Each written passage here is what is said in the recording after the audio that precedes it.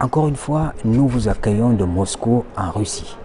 La Fédération de Russie accorde une importance particulière à la protection civile. Et au sein du gouvernement fédéral, il a été créé tout un département ministériel qui s'occupe de cette question.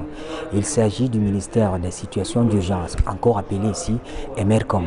C'est un grand bâtiment de grande direction. C'est un bâtiment qui, dès l'entrée, vous permet de découvrir une exposition temporelle organisée généralement à l'occasion des fêtes nationales. Mais ce qui nous intéresse ce matin, c'est davantage la salle des machines, la salle des opérations qui est en liaison avec tout le pays et à partir de laquelle on gère les situations de crise. On nous a d'ailleurs signalé que par moment, le président de la République, Vladimir Poutine, est associé aux travaux de la commission installée ici pour gérer les crises.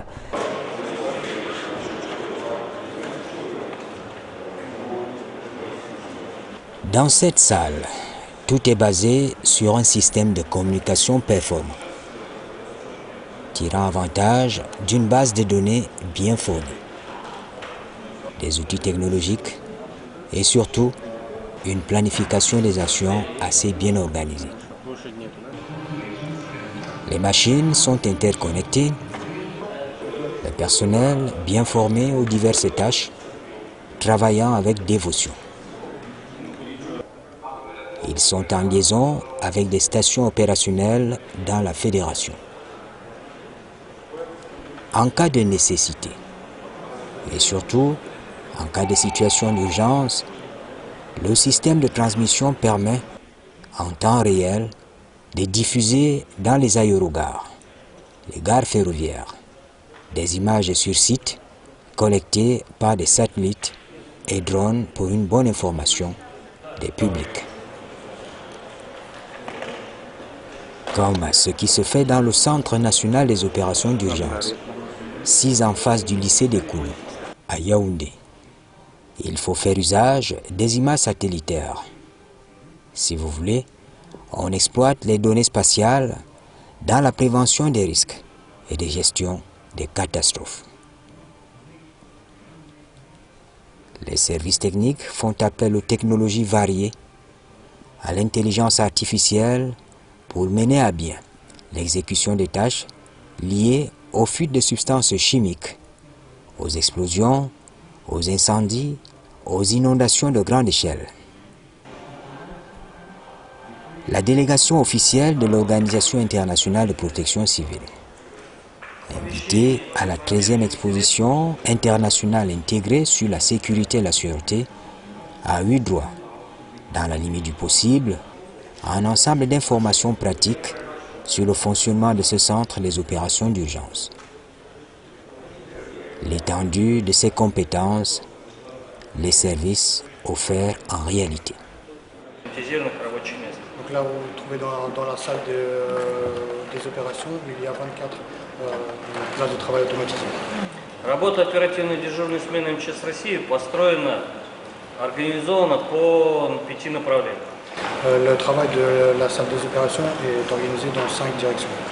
C'est une tradition ici, chaque fois qu'une délégation a l'occasion de visiter Emercom, on lui fait présenter la salle des machines où vous avez toutes les liaisons possibles entre cette salle d'opération et les endroits où se produisent les catastrophes. Nous avons justement avec nous l'un des participants à l'exposition internationale intégrée sur la sécurité et la sûreté qui a participé aux explications données dans cette salle. Vous repartez d'ici, vous venez de Burkina Faso, vous repartez d'ici convaincu d'avoir appris quelque chose, d'avoir vu quelque chose? Bien sûr, on a appris beaucoup de choses. Venir voir une telle salle de gestion de crise est vraiment un grand enseignement. Chez nous, au Burkina Faso, nous sommes en train de mettre effectivement en place une telle salle de gestion de crise. Et donc en venant ici, on a pu voir comment ça fonctionne, voir quels sont les avantages et les inconvénients. Et surtout donc de façon à pouvoir, de retour au pays, mettre en place ce qu'il faut aussi pour nous.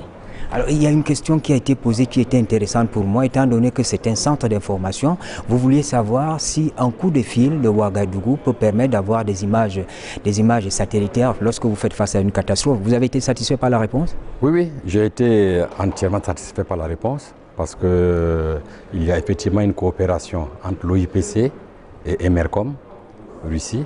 donc, qui permet donc, de recevoir donc, des images satellitaires au niveau de l'OIPC, et l'OIPC peut les partager donc, avec les différents pays. Nous avons également avec nous l'un des participants venant de la Mauritanie. La Mauritanie, c'est un pays qui a pris part à cette exposition. Là-dedans, dans ce centre, par cette visite, vous vous dites, ils ont avancé, c'est mieux que chez nous.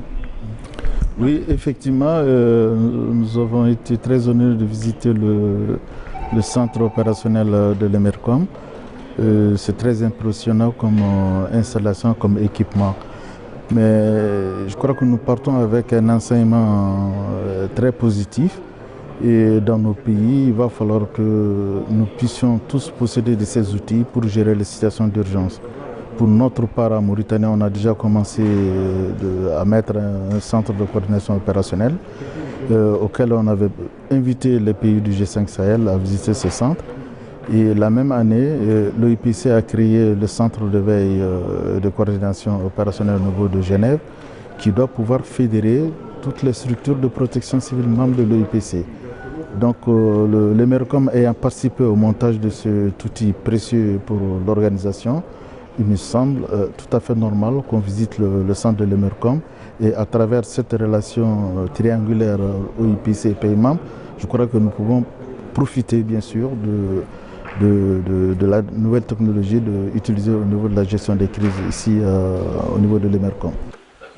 Formellement, la délégation du secrétariat permanent de l'Organisation internationale de protection civile, venue de Genève, conduite par Madame Mariette Uyap, a été accueillie au centre des opérations d'urgence d'Emercom. Ce qui est normal parce que la Fédération de Russie est un allié stratégique de l'OIPC, tout au moins pour l'action humanitaire de cette organisation.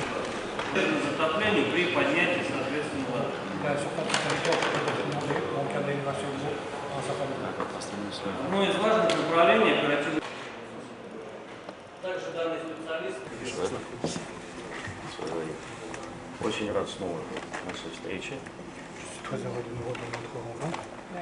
Сейчас вы уже...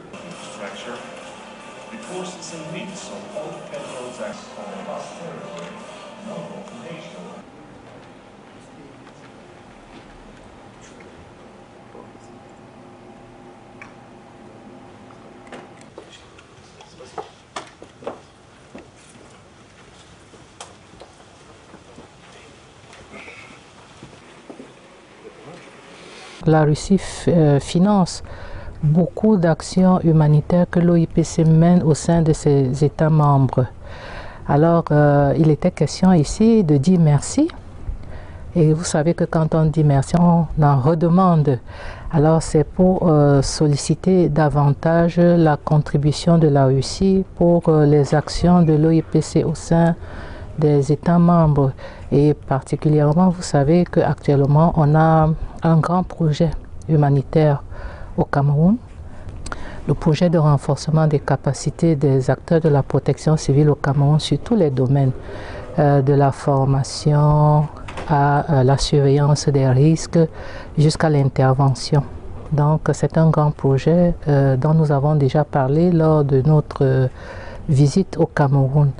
À ce sujet, donc, il était question de solliciter également la participation de ce ministre qui joue un rôle très important dans la réduction des risques de catastrophe. Vous avez vu comment ils sont organisés ici à l'organisation du 90e anniversaire de l'OIPC que nous projetons faire en Genève en septembre, pour montrer ce que l'OIPC a réalisé auprès de ses États membres depuis 90 ans et se projeter également dans l'avenir afin de positionner ce partenaire stratégique et probablement susciter l'intérêt des autres grands États à devenir partenaires stratégiques de l'OIPC.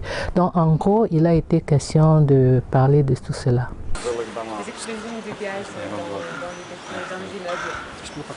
Серьезные аварии масштабные.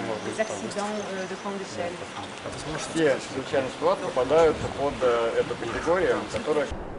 C'est une visite guidée, une visite qui permet de voir ce qui est fait au sein de la Fédération russe pour les situations de crise, les catastrophes naturelles et bien d'autres choses qui peuvent arriver.